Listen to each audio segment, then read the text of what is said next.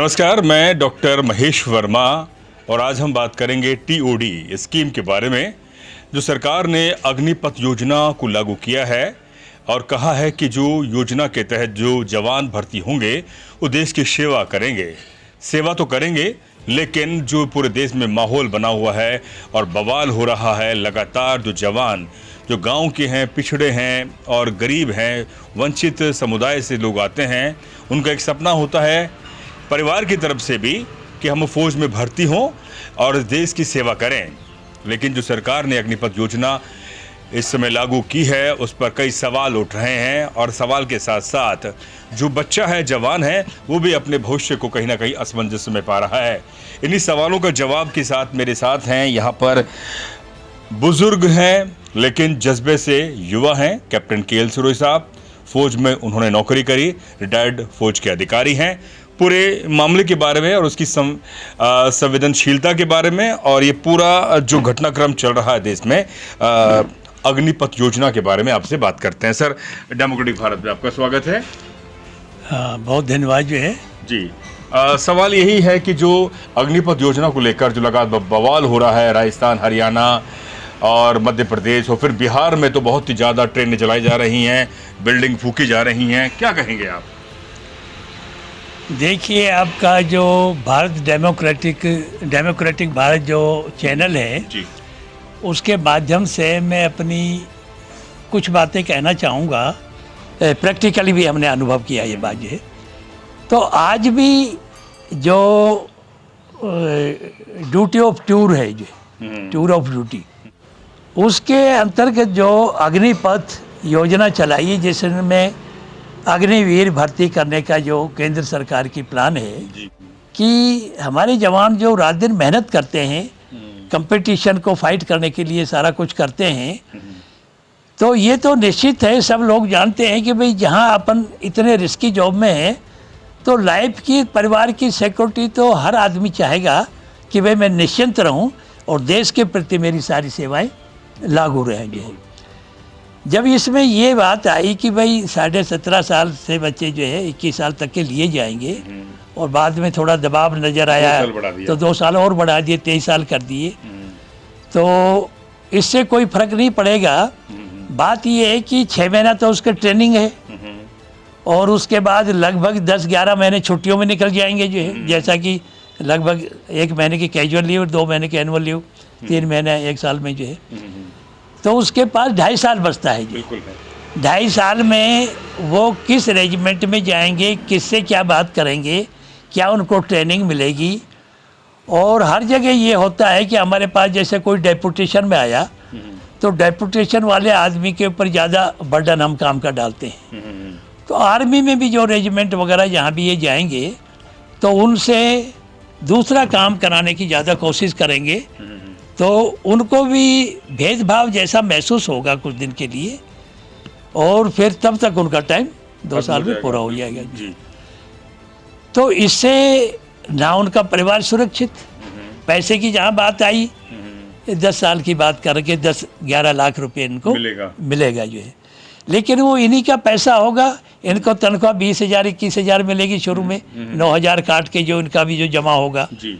Pension पहले भी मतलब जो इस पार्टी ने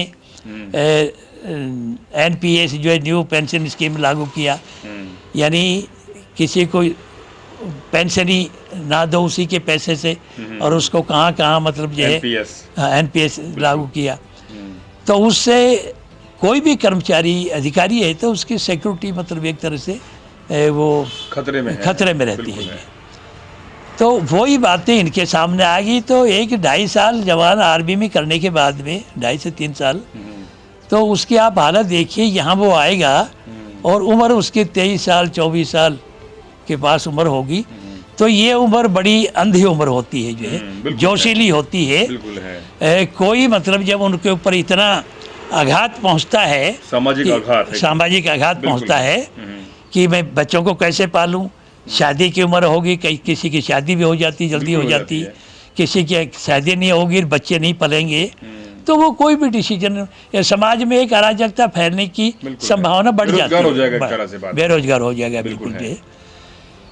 तो जब बेरोजगारी की संभावना में, जैसा आज आप देख रहे हैं जो है, बेरोजगारी की संभावना में जवान गलत दिशाओं में भी मोड़ ले लेते हैं आजकल समाज में, आपको लग रहा है इस प्रकार की बातें।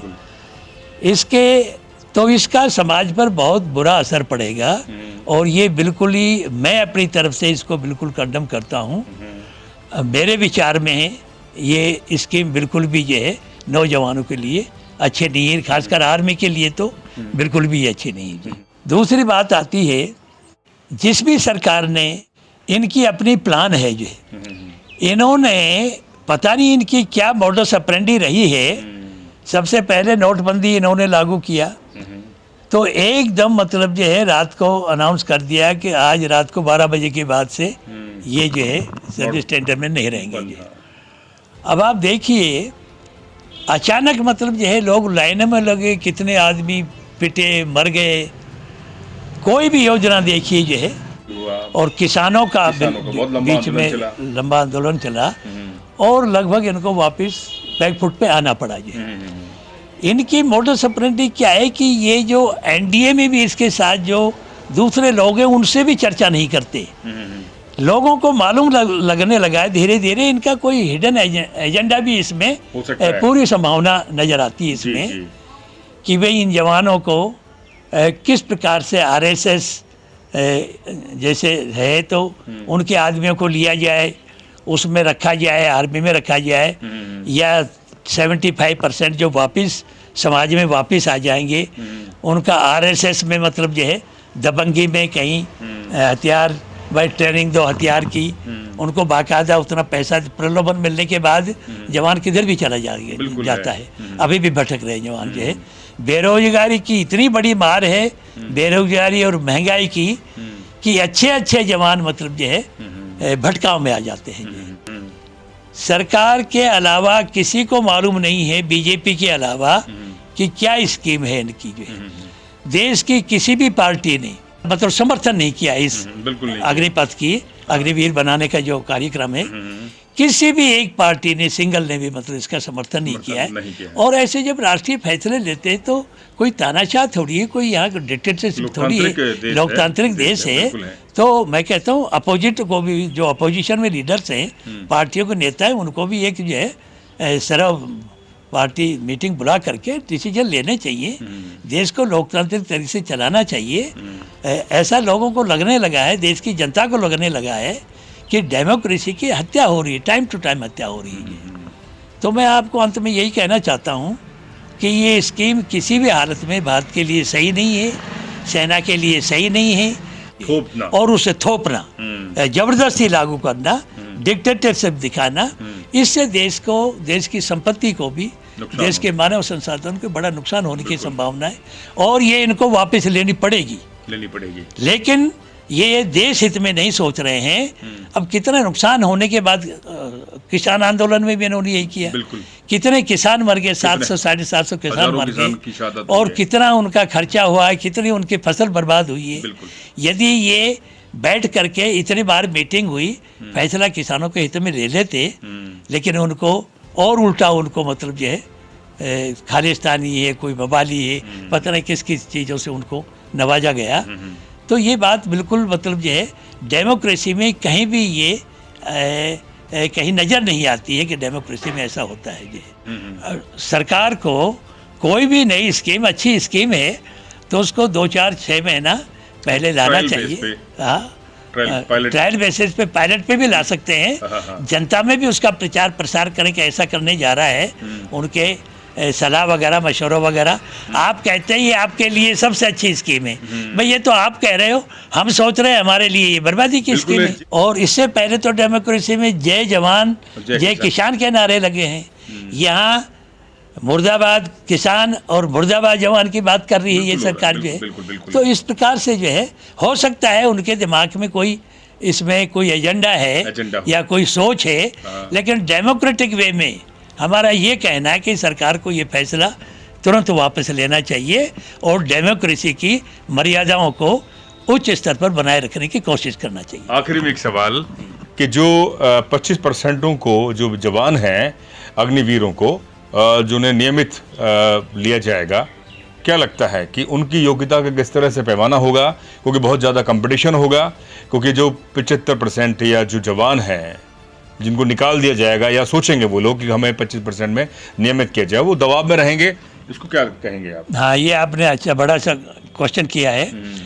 इसमें क्या है कि हम सोचते हैं कि 25% जो आदमी रखे जाएंगे उसमें अभी जैसे आज देख रहे हैं आप जो है देश की जो संवैधानिक संस्थाएं हैं उनको लगभग इस बीजेपी सरकार ने भौंतरा कर दिया है जो, और आर्मी पे भी ये कोशिश करते हैं सीडीएस वगैरह बनाने का भी जो प्रोग्राम था उससे भी, हाँ, चीफ ऑफ डिफेंस स्टाफ, उससे भी भारत की जनता को लग रहा है कि ये इसकी कोई आवश्यकता नहीं थी, ये अननेसेसरी का ये खर्चा बढ़ाने वाली बात। उससे पहले भी हमारे जितने युद्ध हुए हैं हमने बहुत अच्छा लड़ाई लड़ा है, चाहे 1965 की थी या 1971 की बांग्लादेश जिसमें हमने एक आज़ाद कराया ये है। तो इस प्रकार कभी हमारी आर्मी फॉरेन में भी गई है, पूरे अंतर्राष्ट्रीय स्तर पर यूएनओ में शांति सेना ये माना, शांति सेना के रूप में, वहाँ इंडियन आर्मी सोल्जर सबसे ज़्यादा मतलब जो है प्रभावशाली और शक्तिशाली माने गए हैं। इन्होंने तो एकदम ऐसा सेना को भी मालूम नहीं, और आज वो बीजेपी पीछे है और सेना के जनरलों को बैठा करके, हाँ, सम्माननीय जनरल है, उनको प्रेस कॉन्फ्रेंस करके और सिविल सोसाइटी को समझाने के लिए उनकी ड्यूटी सौंप रखी है। तो मैं समझता हूँ ये कतई उचित नहीं लगता है, नहीं लगता है। तो 25% जो ये रखेंगे जी, अब बहुत जगह हम भी सुनते रहते हैं, कल से एक आध जगह मैंने भी देखा है, कुछ विद्वान तो ये भी मतलब जो है संभावना जता रहे हैं कि भाई ये आरएसएस के लोगों को एक एजेंडा के तौर पर उसमें एंट्री करेंगे, और जो 75% बचेंगे वो ये आरएसएस में यहाँ मतलब जो है समाज में अराजकता फैलाने के लिए उनसे हथियार प्रशिक्षण वगैरह इस प्रकार की भी बातें भी मैंने सुनी है, हालांकि बड़ी हॉट शॉट।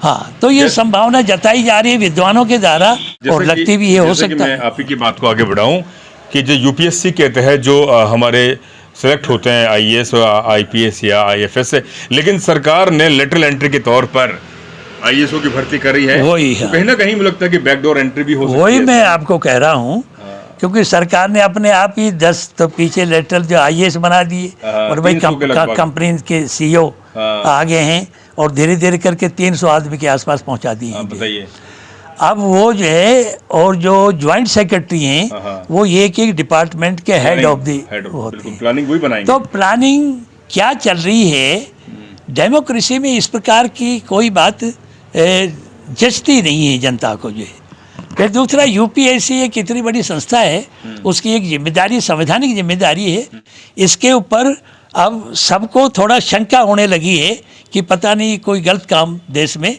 ना ये कर दें जो है, हो सकता है, और सब संदिग्ध नजर आने लगे हैं आपस में जो है। बल्कि ओवरऑल इसकी योजना को वापस लेना चाहिए। बिल्कुल बिल्कुल वापस लेना चाहिए ऐसी योजना। बहुत बहुत शुक्रिया।